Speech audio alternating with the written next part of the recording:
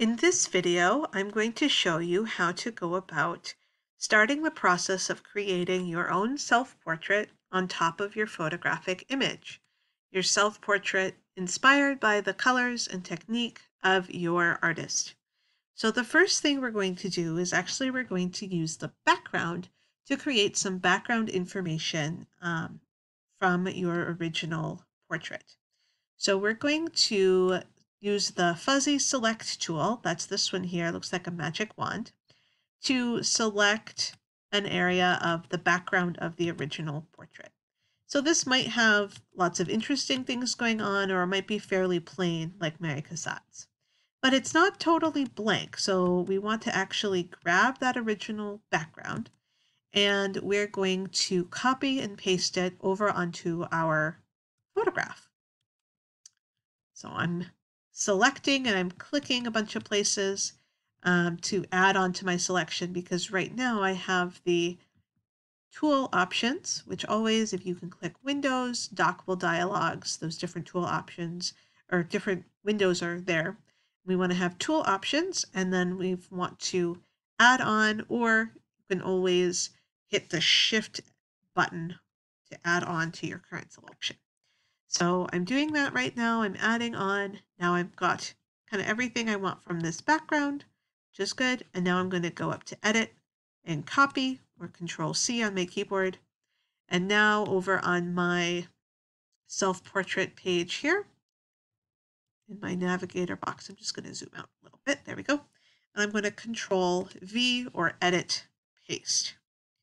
Using my Move tool or my Scale tool, I'm going to move that around.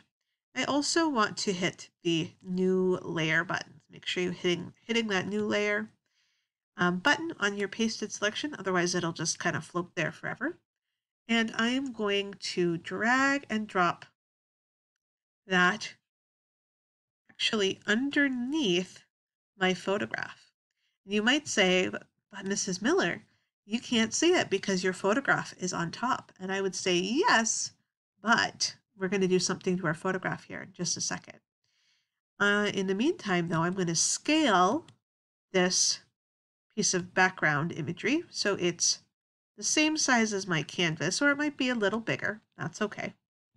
I'm going to hit Enter. That's good for now, and I might have those little spots. If I turn this off, you'll see, do you see these little spots over here that aren't filled in? So actually what I'm going to do really quick is I'm just going to paste another one. I'm going to stretch that up nice and big. And I'm going to use that Move tool and move it over to kind of fill in any additional spots that I have. And remember, we want to put it on that new layer, so down in our Layers tab. And then one more time.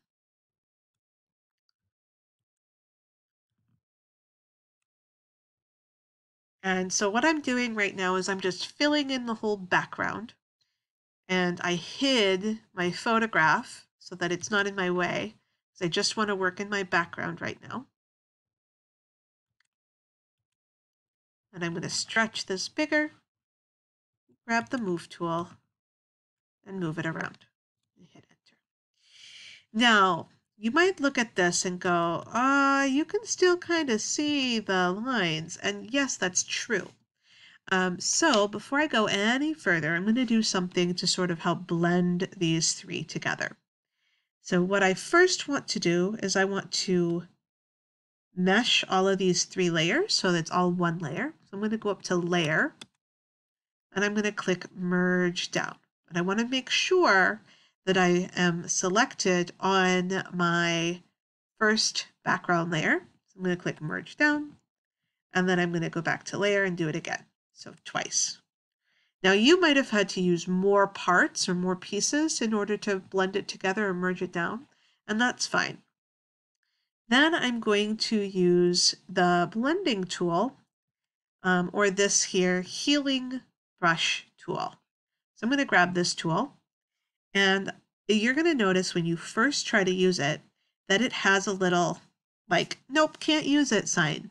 If you click when it has that, you're going to see this little notice down here. It says Set source image first. So what that means is that you need to click Control on your keyboard and then click somewhere on that spot. And now when I drag my brush around, it's grabbing from that little spot and it moves with me. So it's kind of blending those two spaces together. I'm going to go up to my tool brush and I'm going to change my size here to, I'm going to do size 20, just so it's a little bigger. Do you guys see that tool a little better now? I'm going to drag this over and it's just going to blend together that edge. And it's going to soften it up a little bit to make it look a little bit more like a painting and less like a canvas edge, which is good. That's what I want.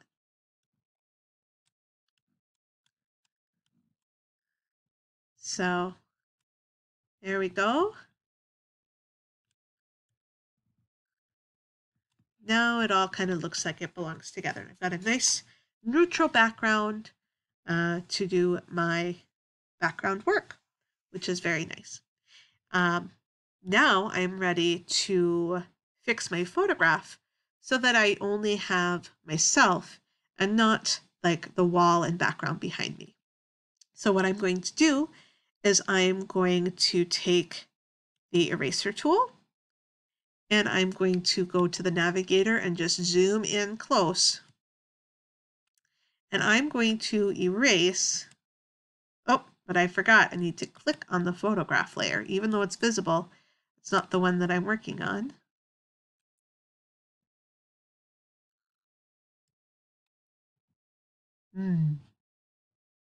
If you start erasing on your photograph and you notice this white show up, it might mean that your image did not have an alpha channel, which means that when it erases white instead of goes clear. So if that happens to you, like it just happened to me, you want to left click on the picture where it says your photograph name, and then you want to scroll down in this big long list of stuff that you could do to that layer, and we want to click the option to add alpha channel. And when you add an alpha channel, then anything that you erase will actually go clear. And that's what we want. So we want to spend a little time here with our eraser and erase. Do you see what happened here? This is the place where I was first starting to erase, but I was on the wrong layer. Oh no, the only way I can get back and fix that is to go over to my History tab and then scroll up through my history until I go all the way back to the item visibility before my very first eraser mark. Yes, it means I have to redo some of my work, but there's not another way to get that back unless I copy and paste again that background information. And I think that would be more work than redoing that little bit of erasing. So now I'm going to double check I have my correct layer selected. And now with my eraser, I need to redo that alpha channel. The alpha channel, there it is. And now when I erase, there, now I'm good. And I don't have to get perfect with my erasing, but I don't want to be super duper far away either. So there's kind of a happy middle ground here, and this will work better with a mouse than a trackpad, just warning you. If you only have a trackpad, this is going to be a little bit tedious because you kind of have to click and drag and click and drag and click and drag. And if you make a mistake, you want to Control Z. You want to get close, but without necessarily cutting anything off. So of your hair or of your clothing, you want to just keep that erasing just outside of wherever your stuff is. Okay? Just like that. And I'm going to go ahead and erase all of this, and then we'll come back together for the next video for starting painting.